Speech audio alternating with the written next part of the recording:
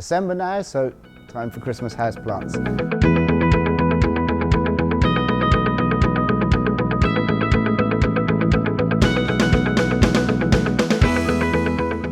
Good morning from Glendoick. I hope you've been enjoying the Scandinavian gnomes that have been featuring in our videos and are much more popular than the ones that I feature in. This week I'm back, no gnomes, guaranteed. The three most popular Christmas houseplants are Azaleas, Cyclamen and Poinsettias. So we're going to have a look at them.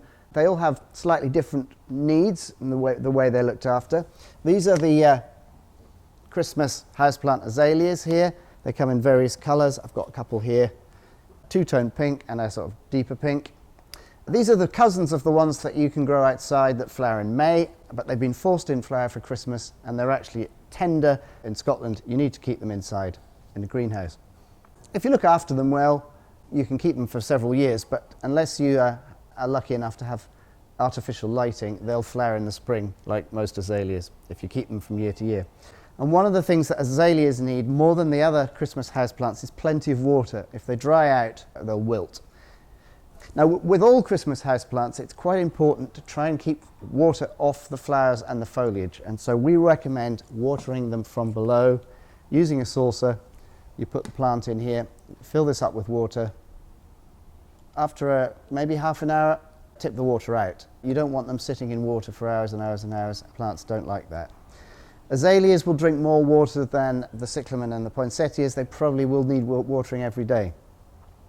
Now, the problem with Christmas houseplants, if there is one, is that we now have our houses much warmer than people used to, and if houses are very warm, it stresses out houseplants. And unfortunately, all these houseplants prefer to be a little bit cooler than your living room, and they particularly don't like sitting next to radiators. So if you want them to last for a good long time, try not to keep them too warm. If need be, take them out during the night and put them somewhere cool, like a porch or whatever, and then bring them into the house when you're actually using the rooms. Now, the other houseplant that we mentioned was cyclamen here. We've got the two kinds. This one, with the smaller flowers, is the one that people tend to grow outside in window boxes and pots in the autumn.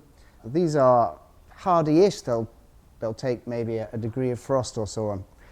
These big flowered ones are not frost hardy. They are definitely houseplants. You need to grow these inside. The great thing about them is that they produce masses of flowers, and if you look down below underneath, you'll see there's plenty more flower buds to come. So you've got a long flowering period from these, as long as you keep them fairly cool.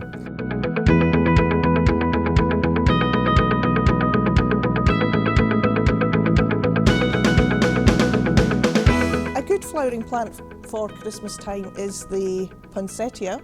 They have a long flowering time.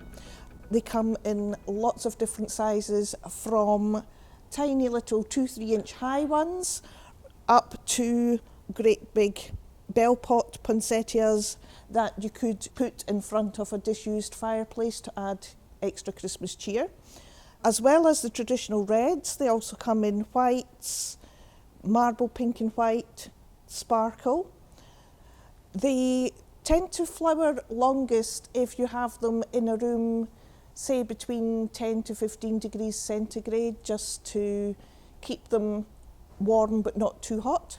Let them dry out slightly between waterings, they stand best.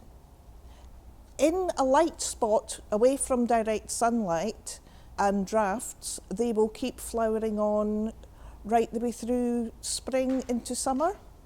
That tiny little yellow bit's your flower, and these are your coloured bracts or leaves. You can bring them back to flower again a following year, but to get the bracts to colour up takes a little bit of work. You need to regulate the amount of daylight and darkness that they get. 12 hours daylight, 12 hours dark. That's what triggers the bracts into colouring up.